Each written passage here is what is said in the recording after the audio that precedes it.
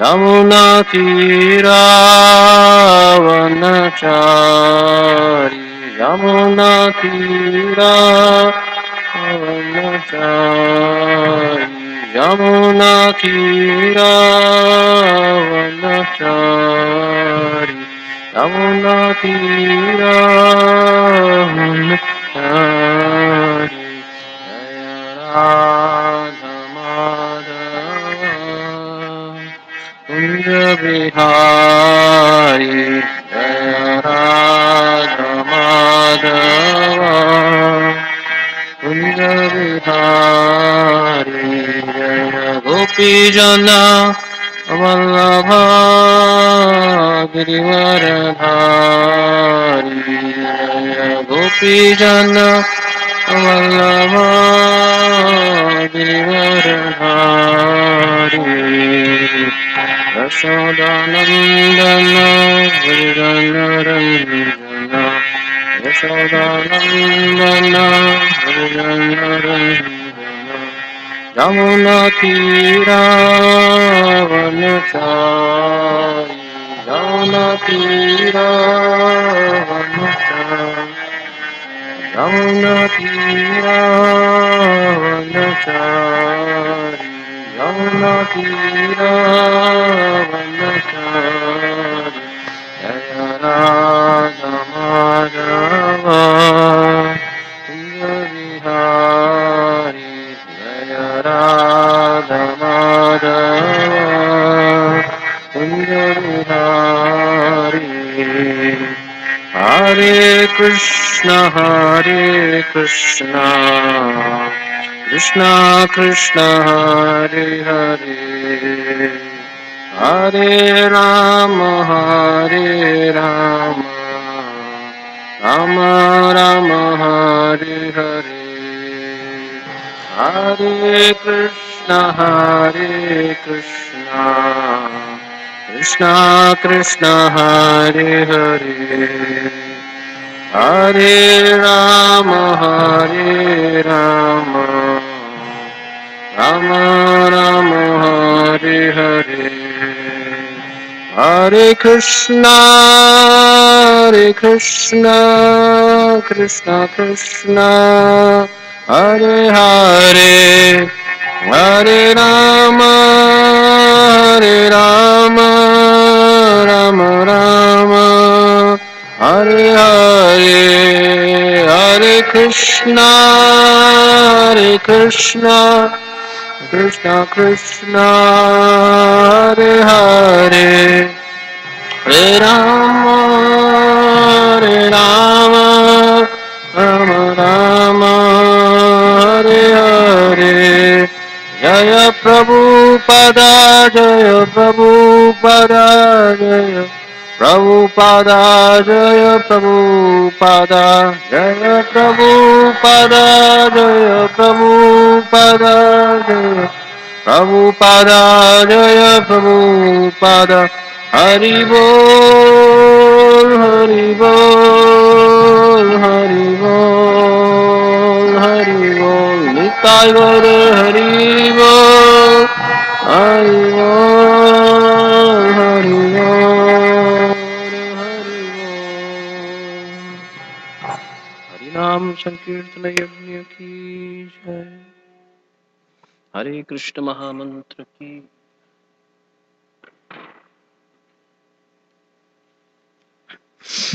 Narayanam Namaskrityam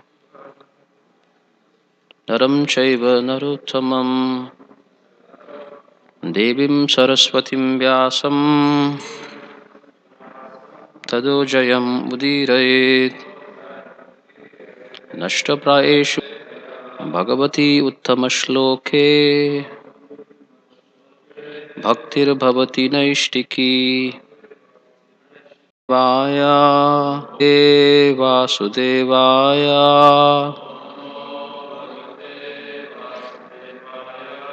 Om Namo Bhagavate Vasudevaya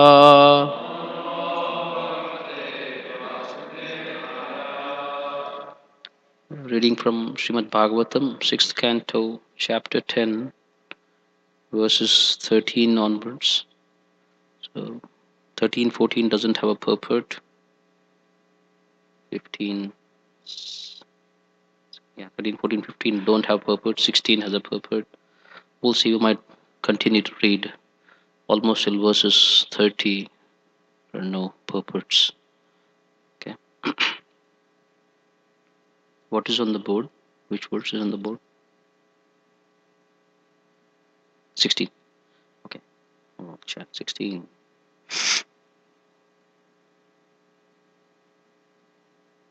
Second.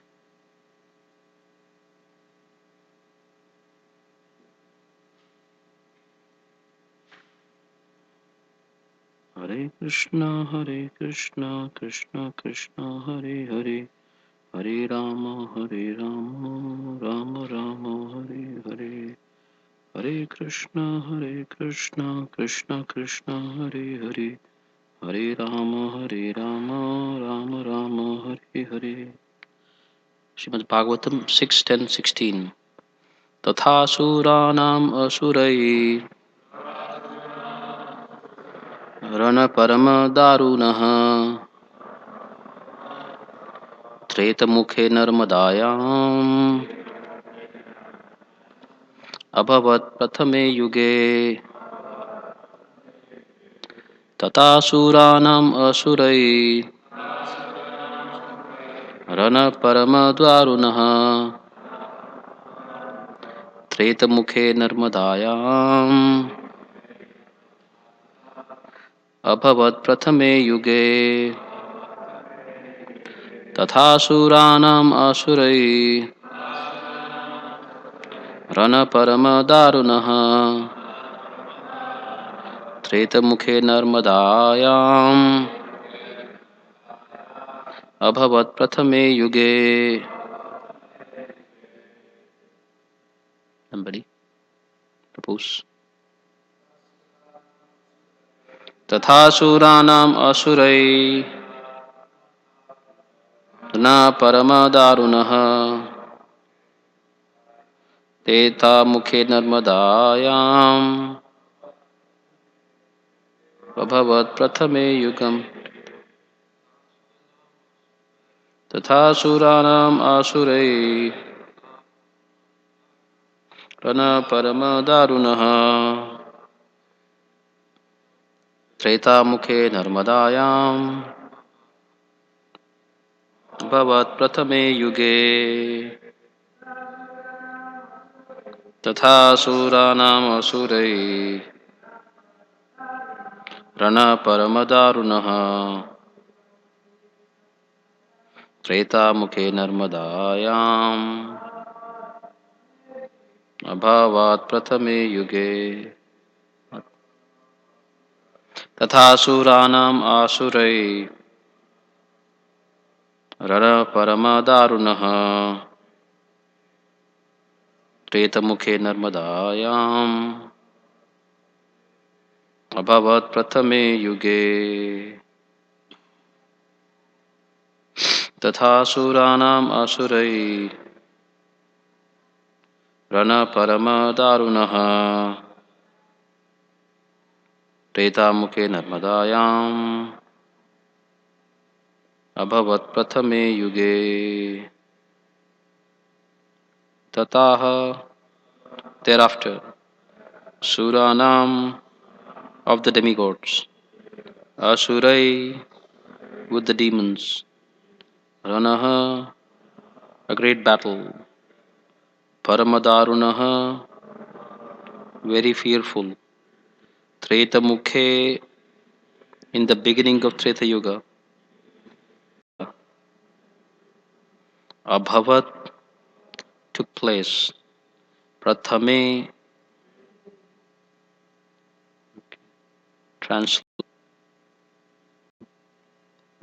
translations. We left off with verse 12 on Saturday. So this is verse 13, 14, 15 translation.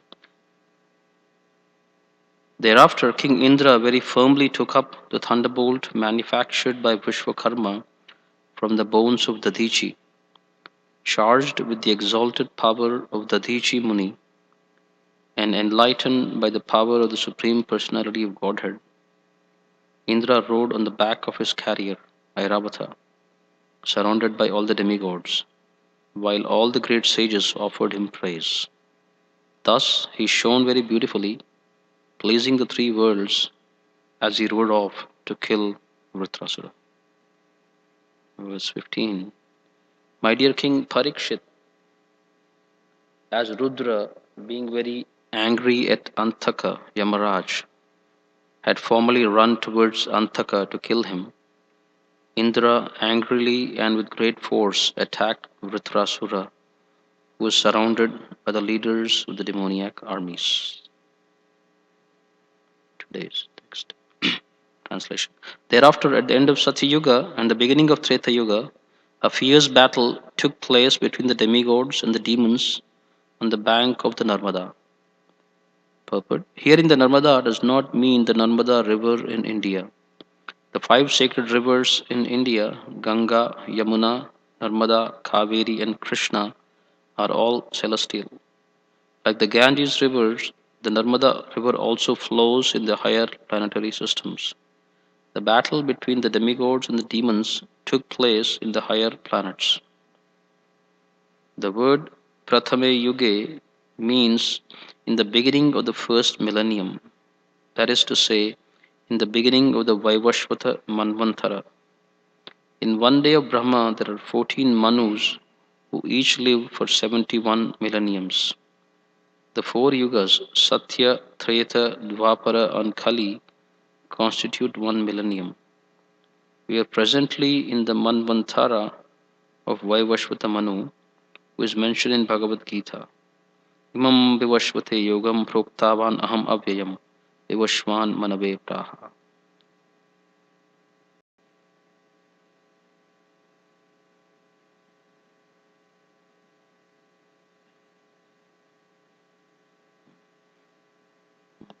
We are now in the place, in the beginning calculations, one can historically calculate how long ago the battle took place. Since each millennium consists of 4,300,000 years, and we are now in the 28th millennium, some 120,400,000 years have passed since the battle took place on the bank of the river Narmada.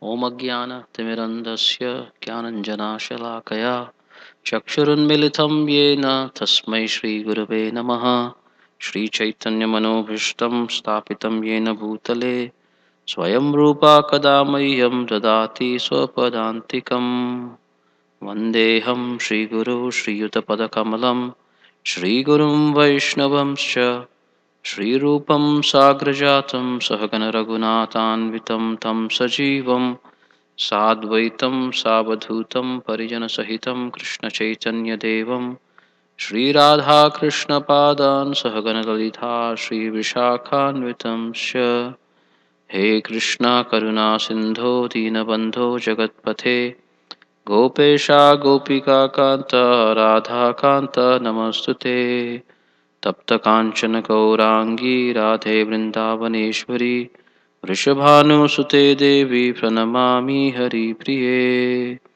Vanchakalpatarubhyascha Kripasindubhya Evacha Patitanam Pavanebhyo Vaishnavebhyo Namo Namaha Shri Krishna Chaitanya Prabhu Nityananda Shri Advaita Gadadhara Shri Vasadi Gaura Bhakta Vrinda Hare Krishna Krishna Krishna Hare Hare Hare Rama Rama Rama Hare Hare Mukham karoti vachalam pangum langhayate girim yatkripatamaham vande Shri Gurum Dinataranam. Thank you all for joining. It's an honor to discuss Srimad Bhagavatam with all of you. And this was a late notice, so not so prepared, but anyway, which is also fine. Get to really surrender unto Krishna. So last time we discussed how the Dichi Muni, he fixed his mind, his senses, his intelligence feet the Supreme gave his body. So we discussed about the art of dying. Prabhupada encouraged us to prepare, to die. We discussed how for a devotee, means a pure devotee,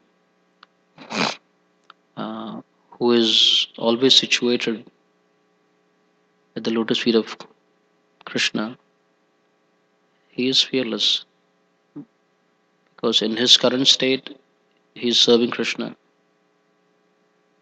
In his future condition also he'll serve Krishna. So there is no doubt about his activities. Hmm.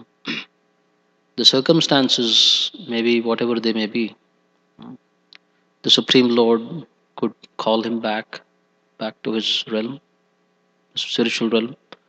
He could send him or her to the hellish realms. He could send him or her to the other realms or the earthly realms. Uh, but he's situated in devotional service. So he's always situated on the back to Godhead plane. Such a person discussed how, you know, for most conditioned souls, you know, like there was a question at the end, whether everyone experienced how one experiences that fear. One leaves the body in the mode of goodness, is when he still will be in this realm, uh, but his experience of death may be different. If one lives in the mode of, passion, then his experience of death is different. And if one leaves his body in the mode of ignorance, then his experience is different. Like Krishna mentions in Bhagavad Gita, right? One who leaves his body in the mode of ignorance, he goes downwards. If he loses his body in the mode of leaves his body in the mode of passion, he stays in the earthly realm. And if he leaves his body in the mode of goodness, he ascends to the higher realms. So again, this all goes back to the preparation. So what is the preparation for death? And depending on the preparation, the experience, will be accordingly. That will be the experience at the time of death. um, and we saw various examples, like Ajamila. He was from a very pure background. He was from a pure background, from a Brahminical background, but then somehow he came in contact with improper association, and then from his life went on a spin, downward spiral. And when he was quitting his body, he was deeply seeped in the mode of ignorance. But somehow he had, named his son Narayana. He was calling his son Narayana, and then so he got a second chance.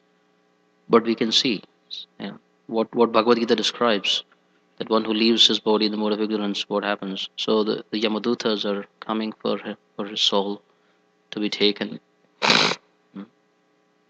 So we discussed all this. Yeah. And so now the scene is, so Dadichi, he has offered his body. Vishwakarma, the celestial architect, he has taken the bones of his body, and then he has, manufactured this beautiful weapon, which Indra has now.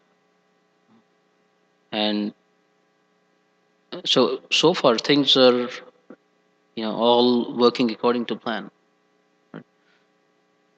Indra, he worshipped the Supreme Lord Vishnu. Lord Vishnu, he appeared.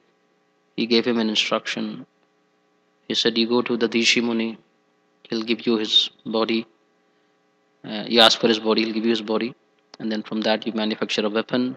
Then that you with that weapon you take care of Vritrasura." So there were some, as we saw earlier, there were some hiccups. There were some joking conversation between Dadishi and Indra, and it seemed whether Dadishi, there was a doubt that Dadishi would give his body or not, but he was just, you know, instructing Indra, all of us. So things are lining up. So one can imagine, the exhilaration of Indra and all the demigods, which is being described here in this verse, right? To verse 13. Thereafter, King Indra very firmly took up the thunderbolt manufactured by Vishwakarma from the bones of Dadichi. Hmm. So the prized possession that Lord Vishnu asked him to get is now in his hands. So I think we all have an experience of this. We have worked hard for something, and it is finally in our hands. So we feel, exhilaration. So Indra is feeling that. But not only that, it's not just an ordinary weapon here. It is mentioned charged with the exalted power of Dadichi Muni. So Dadichi Muni, he is not just a Muni, uh, like a mystic yogi. He is a pure devotee. And so this weapon is literally charged with his spiritual strength. And not only that, and it is enlightened by the power of the Supreme Personality of Godhead. So when you have Vaishnavas like the Dadichi Muni, and then the Supreme Personality on your back, yeah. So obviously Indra and all the demigods are like, they are very exhilarated. Of course, there one can say, geez, I mean, after all, they're just going to get their kingdom back. That's besides the point. But you know, utsaha, nishaya, dhairya, confidence. Prabhupada explains in Nectar of Instruction. Confidence is not in our tiny efforts, in our prowess or the prowess, of worldly men. But when you have Krishna on your back, so then one can be confident. So that's how Bhaktivinoda Thakur and our acharyas define confidence. Confidence that Krishna will be merciful. Krishna's, is unlimitedly powerful, and if I take a shelter, then I don't have nothing to worry. So Indra and all the demigods, so they have these Vaishnavas, behind them. The Supreme Lord is behind them, and so he's riding on the back of his carrier Airavata, surrounded by all the demigods, while all the great sages offered him praise. Yeah? Thus he shone very beautifully, pleasing the three worlds as he rode off to kill Vritrasura. Hmm. So Indra, as I was sharing just now, uh, uh, surcharged with the spiritual prowess, he is riding on his elephant carrier and is heading to kill Vritrasura. And his entourage, uh, they are also seeing a ray of hope now, and also they are encouraging Indra that yes, now you can fight Vritrasura and be victorious. So that's what is the scene here. The next verse, my dear King Parikshit, this is a comparison. As Rudra, being very angry at Yamaraj, had formally run towards Antaka to kill him, Indra angrily and with great force attacked Vritrasura, was surrounded by the leaders of the demoniac armies. I have not personally heard about this pastime, and I didn't get a chance to uh, research this. If somebody knows, they can share this later, but can't comment much on it. Hmm.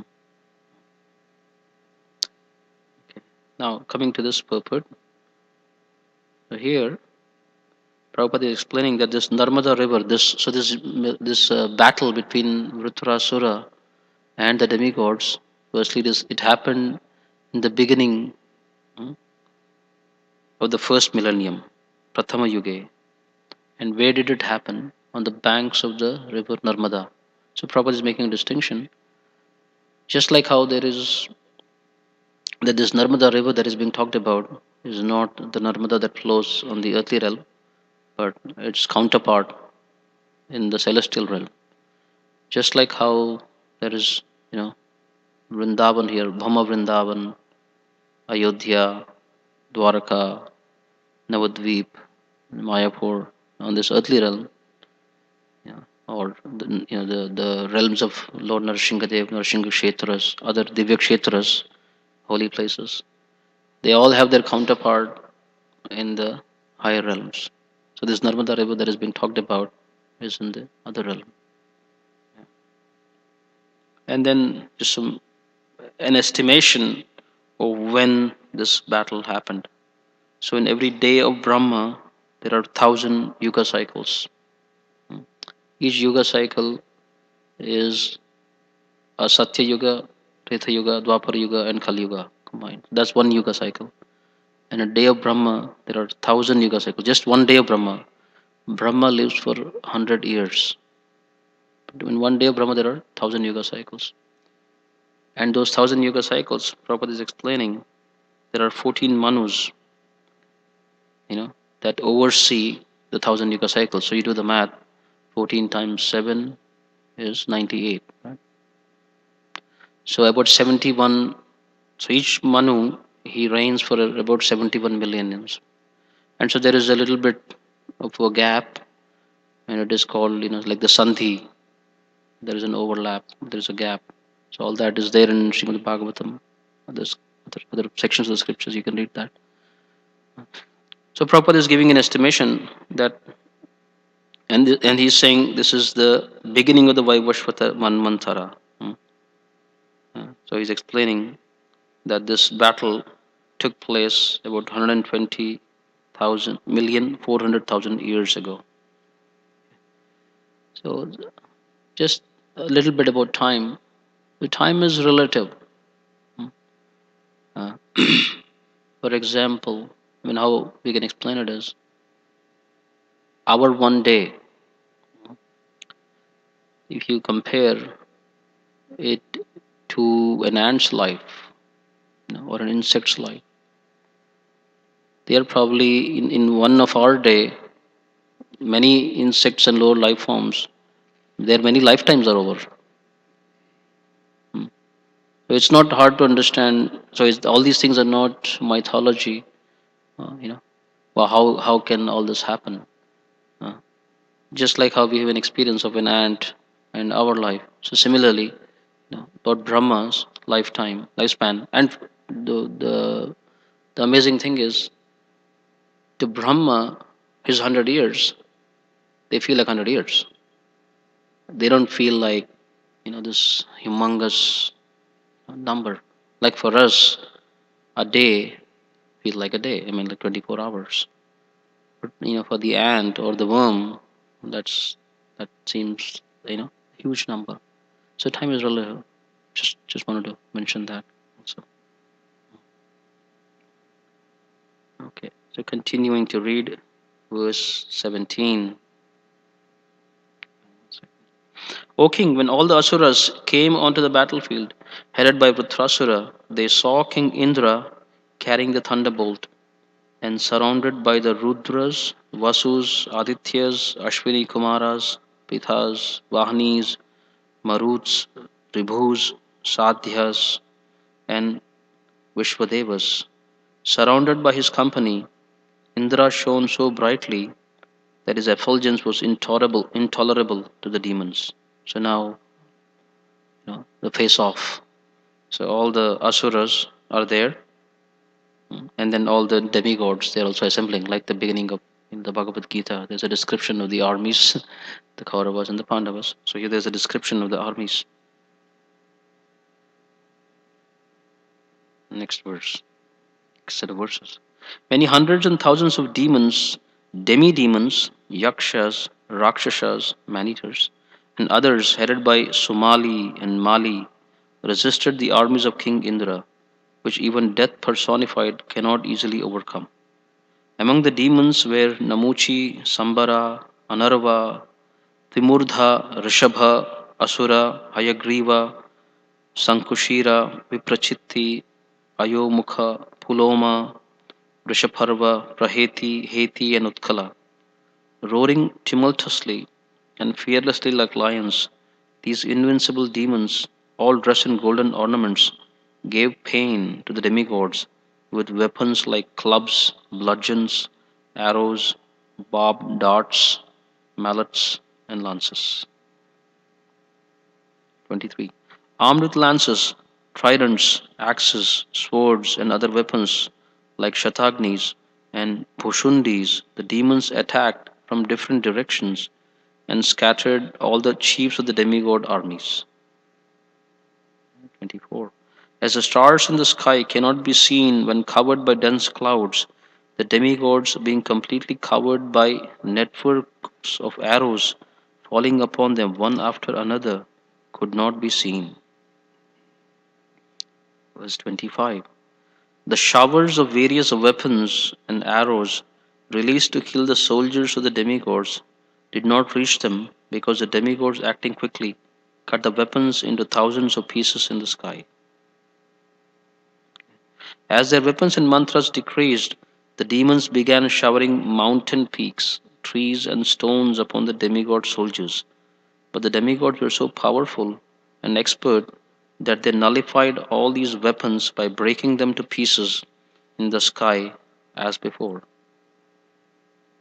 When the soldiers of the demons, commanded by Vritrasura, saw that the soldiers of King Indra were quite well, having not been injured at all by their volleys of weapons, not even by the trees, stones, and mountain peaks, the demons were very much afraid.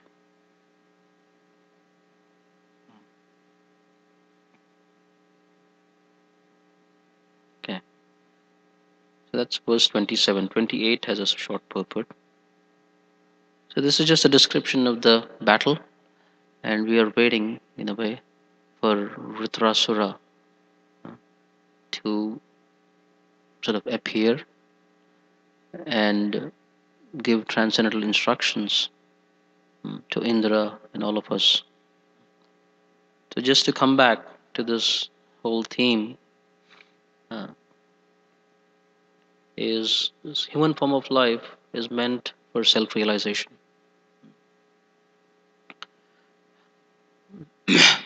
And this self-realization, it begins when somehow or the other when one comes in contact with, you know, a pure devotee of the Lord, with a bona fide spiritual master, with a devotee of the Lord. Hmm. So somehow or the other, a living entity comes in contact with the devotee, and then he understands, what is the goal of life. And then as he begins to understand what is the goal of life, then he begins to apply, you know, upon the teachings that he has heard. So there is Sambandha Gyan, Abhideya Gyan, we were discussing last time. And then there is a Prayojana. So Prabhupada explains that eating, sleeping, mating, and defending, it is common to everyone, all living entities. But what differentiates the human beings from the animals is their evolved consciousness to inquire about Brahma Jigyasa. So Prabhupada is encouraging all of us to prepare, for that moment. Death may come anytime. Nobody knows when death will come. The Shastras mention that, how they define what is old age. Old age does not depend on just the numerical, number, how long we have lived. Somebody that is 20 years old, he may be closer to death, than compared to somebody who's 50 years old. So they define it in terms of how much time we have in this lifetime. That nobody knows. The Supreme Lord and his empowered representatives, they may know, but we don't know.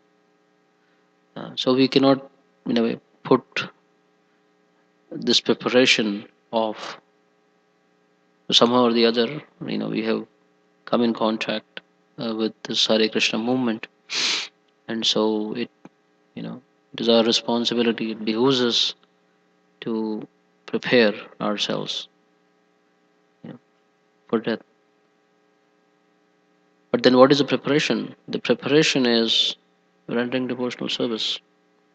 Rendering devotional service, uh, beginning with chanting of the holy names, chanting and hearing, and then engaging in all varieties of devotional service. So then one can even come to this platform of Datishi Muni, where they are almost like oblivious. They're not concerned about death. Because in living, while living, they are serving, they are engaging in devotional service. And if death comes, they will engage in devotional service. Like Srila Prabhupada from Lilamrita, there is an example during in the 1940s, yeah, when the Second World War was happening. Uh, so there was obviously there were weapons, bombs being hurled at everyone, different countries. And then Srila Prabhupada, you know, he was almost oblivious to what was happening, elsewhere. And then it is mentioned Lilamrita. He was engaged in devotional service, you know, and he was saying, if the atomic bomb comes, we'll embrace it. We'll embrace it, and we'll go back home, back to order. So something like that is happening here. Will happen. You will see here later. Vritrasura, you know, as the fight between demigods Indra and Vritrasura happens. So now, right now, it seems like Indra is, become is being victorious. But at a certain time, Vritrasura, begins to fight, and Indra again is taking a beating, and he is running away from the battlefield. Although he's equipped with this weapon, empowered by the Dishi Muni and the Supreme Lord, he's running away from the battlefield. And Vritrasura, he is, inciting him, saying, "What kind of a kshatriya are you? Shame on you! You're running away from the battlefield." So he's encouraging. He said, "Come, fight," uh, because he understands. Vritrasura understands that he's embracing. He wants to embrace death. This is the beauty of it. Vritrasura, he wants to embrace death, and Indra is running away from death. Hmm. So, what is the difference basically? So, Vritrasura, he is situated in pure devotional service, and so he's actually saying this body is a limitation in a way. This material body it has its limitations to serve Krishna. Of course, if the Supreme Lord wants us to have a material body to serve Krishna, we will have one. But then this material body has its limitations. So if one can get a spiritual body and then not be limited by these, things, why not? So Vritrasura, he is encouraging Indra to fight. Kill me, he's almost saying, kill me. Same, like Dadichi Muni, he's voluntarily giving up his body, because the Supreme Lord asked him to.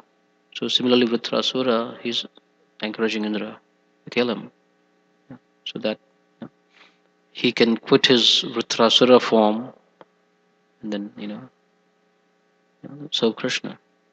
So that's the difference between being fearful when facing death and fearless. So we can fake it. Uh, yeah, like one time there's one small story. Prabhupada, one gentleman was you know who came to meet Prabhupada, and he was laughing basically that that he is not afraid of death. Hmm. So Prabhupada, he said, no, this is not possible.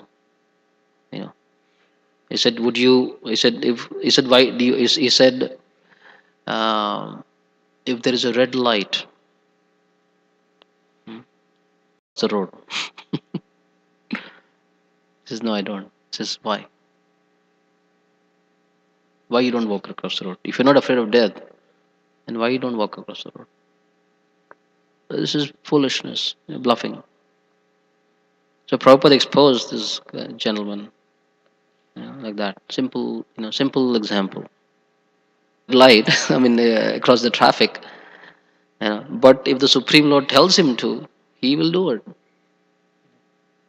Or the spiritual master tells him to, he'll do it. I don't think he'll give such an instruction, but he'll do it. In this case, the Dishimuni is being given such an instruction: give me your body. He does it. That. So whatever the Supreme Lord wants. So anyway, that's what I wanted to share. And if anybody knows that pastime, Rudra chasing Yamaraj, they can share. If there's any discussion, we can have some discussion.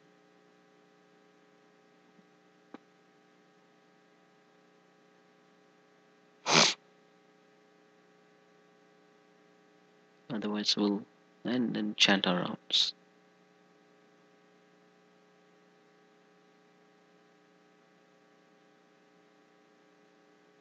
Anything? Anyone? No? Okay, thank you all very much. Hare Krishna. Please accept my humble obeisances. So we read till verse 28.